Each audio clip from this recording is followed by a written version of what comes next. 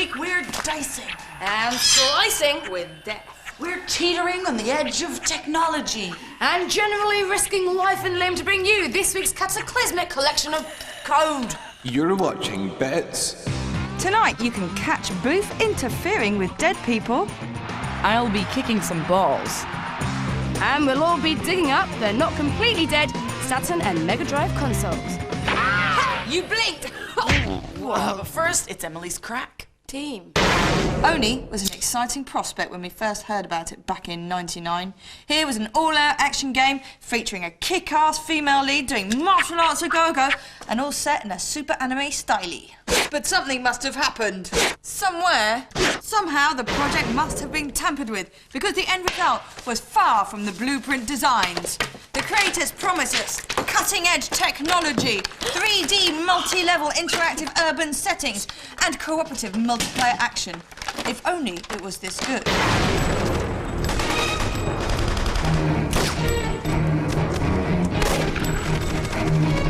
You play Konoko, a young martial arts expert about to make her mark with the government agency. As you bounce, beat and fire your way through the initial training level, you realise that Konoko is incredibly versatile. Konoko is also a dab hand with a gun thanks to laser sighting. She can only carry one at any given time though, but gets hold of some choice weapons later in the game. Unfortunately, that stretched the excitement level about as far as it goes. Really, Oni is just an incredibly bland game. Once you get past that first level, you go through a number of dull cutscenes, a million miles from the all-out action of the opening one. It's all a bit uninspiring. Once you get into the action, you're faced by level after samey-looking level. There's no real variation in the cityscape, no interaction apart from triggering the odd door, and no brain power required. Just a lot of action to get your arm muscles seizing up on the keyboard. Although Konoko's a cool mover, Oni fails even on its strongest point, the action. The range of baddies appears to make no difference. They all attack in exactly the same way, and you'll recognise them by their outfit. A few choice moves from Konoko and your enemies fall, and you'll never really explore the full breadth of her moves because you'll never have to. Essentially, Oni's an okay game, just a little disappointing. Had they worked up the storyline, improved the graphics, inserted some adventure, and actually done something more interesting with the puzzles than just having physical ones, and of course made the environments a little bit more involving, then perhaps they would have actually had a game that was worth you shelling out your cash for when it comes out on PC and PlayStation 2. Go, go, go!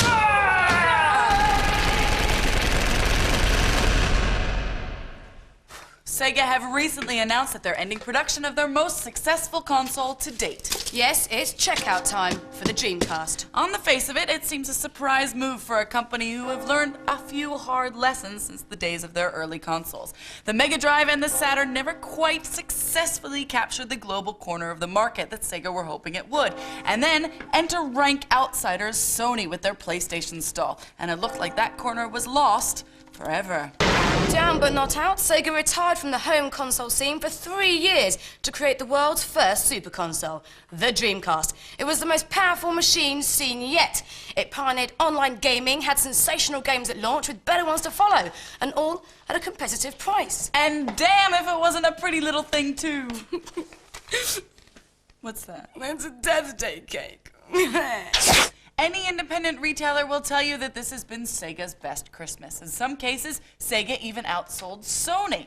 So what's the problem? Well, apparently it costs more to make a Dreamcast than it does to buy one. In short, every time you shell out for a Dreamcast, Sega actually loses money.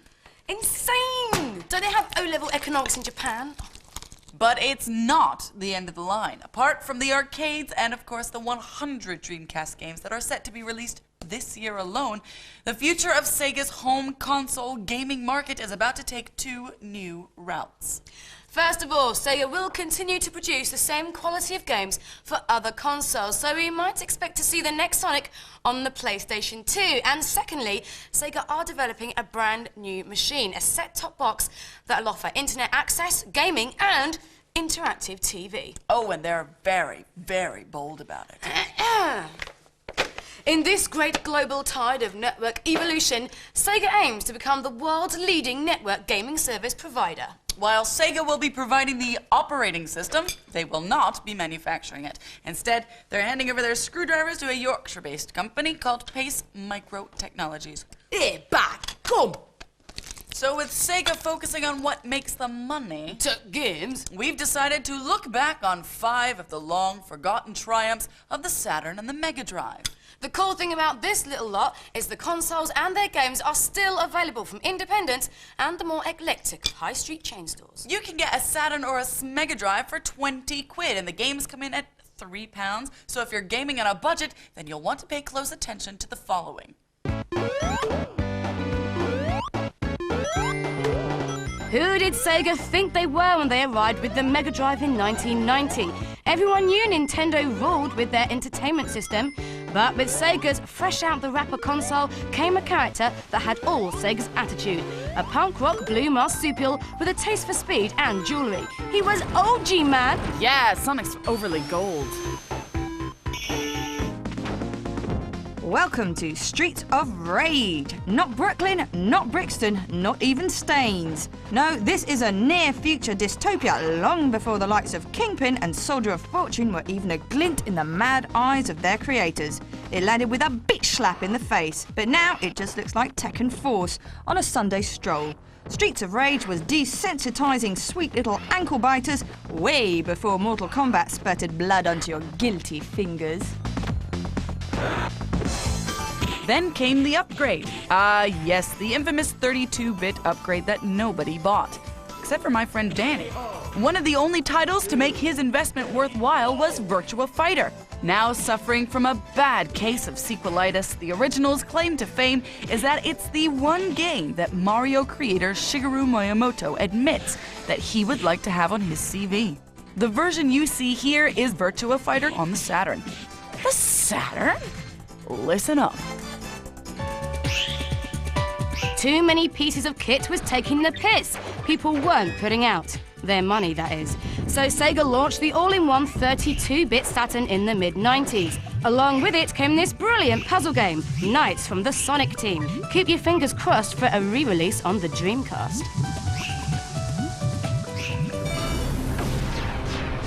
Panzer Dragoon Saga is another Saturn-only title. A stunning adventure beat-em-up hybrid, this was sent out to combat Zelda on the SNES. Except this was in 3D. Thank you, Sega, for pushing the boundaries once again. Now it's Back to the Future with Boof's review of a brand new game. Clive Barker's Undying is an ambitious project which aims to marry the action of first-person shooter Half-Life with the storylines and atmosphere of Resident Evil. Exceptionally sexy, but hard acts to follow. Ooh. With the emphasis placed firmly on character and plot, the guys down at EA teamed up with horror buddy Mr. Clive Barker. But one look at their original character, a balding, tattooed oaf, and Clive told them to go away and come back only when they could give him a hero he could shaft.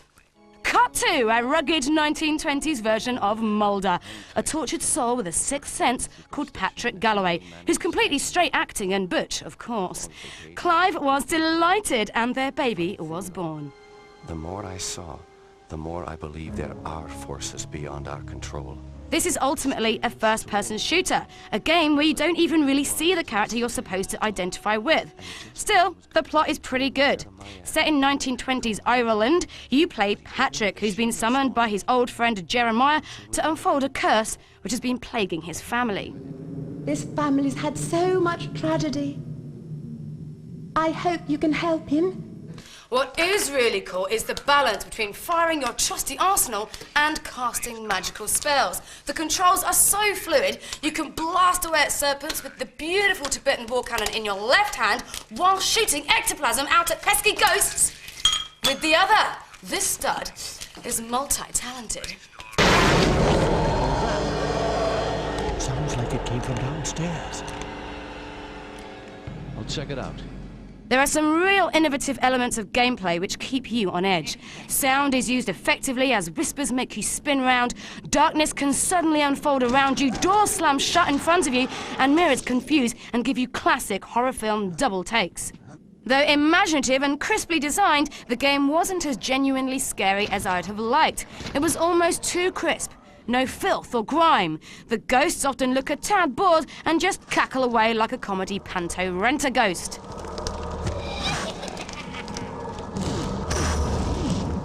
There are plenty of thrills to be had on this ride, and though I wouldn't say it was genuinely scary, it is atmospheric and extremely innovative. Mr. B certainly knows how to keep you coming back for more. Clive Barker's Undying is coming out for your PCs in March. There appears to be a bit of a debate on whether Bill Gates will take over the console world. Though Gary here seems less unsure. Dear Bits, Bill Gates take over the console world? Hells no. Gates is as likely to take over the world with his bigger than a PC console as Final Fantasy is to becoming a first-person shooter. Only 1.5 years of research compared to the PlayStation 7. It's underdeveloped, no DVD, no USB, and it's overhyped. The only real competition in the upcoming console wars is between the PlayStation 2 and the Nintendo GameCube. Microsoft should stick to software, says Gary. Well, dear Gary. Get a lawyer. Dude, maybe you should get one from the same place we got this information. Yeah, just take a look at this. Munch's Odyssey will be a revolution in computer gaming, going head-to-head against the pervasive black and white for ideal holiday location. Don't forget, keep Oddworld tidy, or you won't have it left to visit. As for Malice, just take a look at this to fart on your disgruntled opinions. Poo on you. Boof likes the Xbox so much she decided to join in and play the part. No, that's Alice, heroine of Argonaut's new platform, exclusive to the Xbox. Gaza, my son, there is a DVD drive, but Microsoft have decided that this console is just that, a console for gaming only, so you won't be able to play back your dirty blue movies that you bought off the internet. If you do want a console to do that, you can always get the PlayStation 2. Or you can get a happy bundled package with your Dreamcast. There are 4 USB ports, actually, your controller ports, meaning you can plug in plenty of peripherals and other gaming essentials. And you're forgetting the machine's brain, with a 233 megahertz NVIDIA graphics chip, 8 gigs of hard disk space, and of course the 750 megahertz CPU. It's all pretty impressive. As for the software, okay, Microsoft isn't known for its stunning collection of titles, but the roster of developers already signed up for the Xbox is mind-blowing.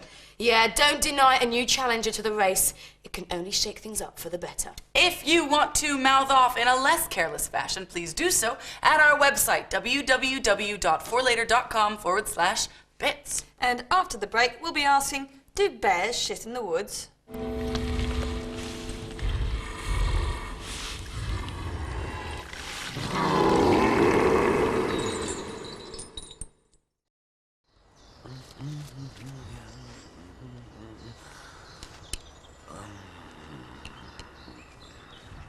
Welcome back to Bits. And tonight's FMV of the week is magnificent but unreleased Project Eden. It's from the same kennels as Lara, created by the Tomb Raider team. Typical core design with its big movie valleys, swooping cameras, and sumptuous orchestral scores. Feast your peepers on this. It's a future shock story of overpopulation so severe that the rich choose to live in the sky while the rest live way below. The poorest actually spend their whole lives under the ground. An urban protection agency has to maintain the great panoply of connecting structures that keep this nightmare alive. Some of these engineers have gone missing in the hellish lower depths of this Blade Runner existence. All you've got to do is go down there and find them. So classic, so irresistible.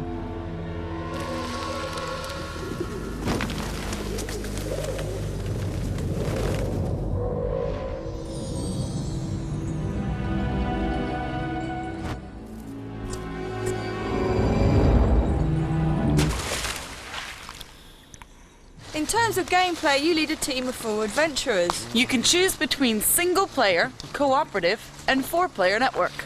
You can switch between first person, third person, and even second person modes. And they're also planning an online version.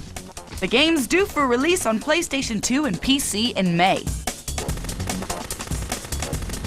If you think our FMVs of the week are caca and have some quality shit you want to tell us about, then you can do so via our website. Address is coming up. Now it's time for Shop Shelf.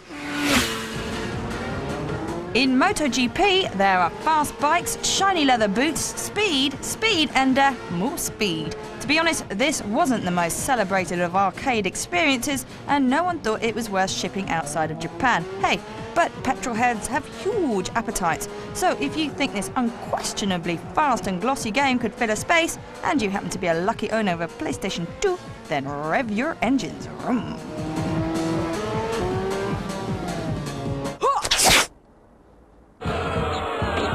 Tim Westwoods of the Computer Geek Worlds unite!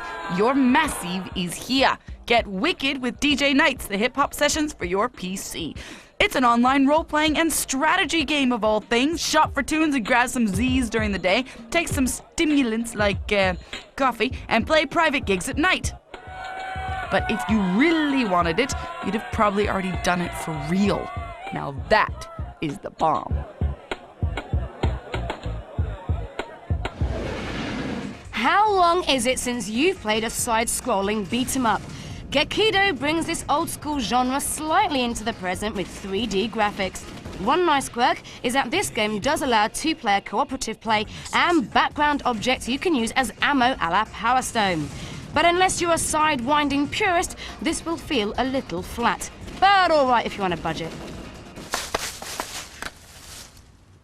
Get your motor running and your destructive instincts firing on all cylinders with another value release. This Crash 'em Up is the way to get it all out of your system without doing even a $5's worth of damage to your dad's Robin Reliant. Single race mode offers demolition, chase, chicken, last man standing, and suicide options. This little number is a tie-in to a new Disney movie. Uh-oh, the Emperor with a bad attitude has fallen on hard times. His high and mightiness crosses his right-hand woman, who in a fit of pique turns him into a llama. A woman scorned. Voices and arch dialogue from John Goodman and Eartha Kitt. I openly admit it. I am a Philistine when it comes to the beautiful game. Hell, I don't even watch American football. So, when I was asked to review ISS Pro Evolution 2 on the PlayStation, I grabbed my colors and stuck on the fake tattoos. Well, that's what it's all about, isn't it? Isn't it? The two reigning champions of computerized foot action, EA and Konami, rarely change their tactics. Sequel after sequel after sequel. That's a foul. It doesn't really matter what I say about Pro Evolution 2 because the Convertive have already got their advanced copies in the post. Still, as they churn them out, Bits are responsible for informing you. Up to this point, one of FIFA's advantages is that they've had real players.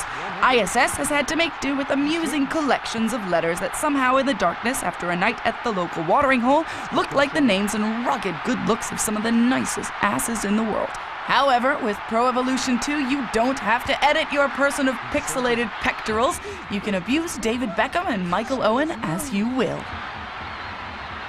Along with the ability to abuse real people comes the consequences. Players can now be injured for 5 minutes up to an entire season, making for some highly amusing post-pub strategies.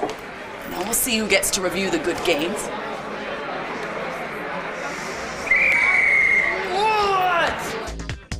They've forgotten to sack the music people, so unless you're into Latin lounge rock, you should turn the volume off on the TV. You'll not miss any commentary because it sounds like Terry Butcher's taking 5 most of the time. Paul Whitehouse would be shit out of luck for any fuddy-duddy match of the day inspiration here. It would have been nice, however, to have had a bit more direction from the Butchmeister, considering the controls suffer from the same confusion that have plagued the genre since computerized football began. How do you deal with 12 rambunctious hunks of toned man-meat using only one feeble grey controller? Actually, that's 11 men on each team. Bothered.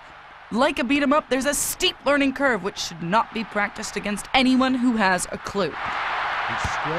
I'm not going to turn into a page 3 reading hooligan after playing ISS Pro Evolution 2, but I have learned enough about a game of two halves to finally understand the boyhood fascination of insisting that if that was me, I'd do so much better. Apart from the usual team-based control annoyances, ISS Pro Evolution 2 remains the #1 choice amongst discerning, self-respecting PlayStation footballers. Myself, I'm looking forward to picking fights in cities across the globe, but the game comes out in March! Yeah!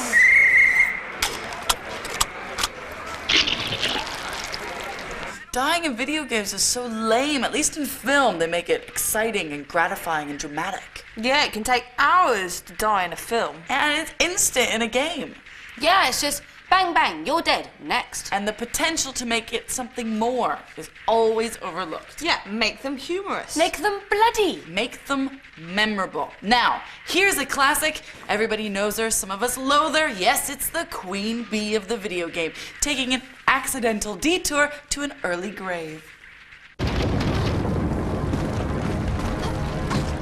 Of course, always punctuating those final moments before hitting terra firma with a crunch is her orgasmic gasp of air before she checks out of the Life Hotel. Another one for the oral senses now. House of the Dead 2 has got to be the unadulterated B-movie of video games. But what makes it so memorable is the auditory sensation that it's your blood, guts and entrails spewing from the gaping wound in your body that was left by those dirty little critters that made a mess of you in the first place. Oh, I can almost smell it. Roll that ketchup. I don't want to die. Oh, I don't want to die.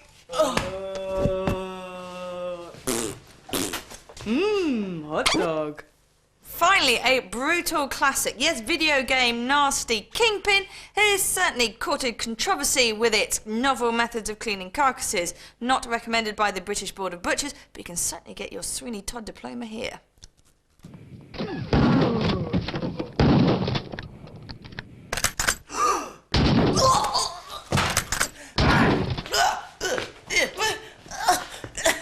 Now it's time for competition.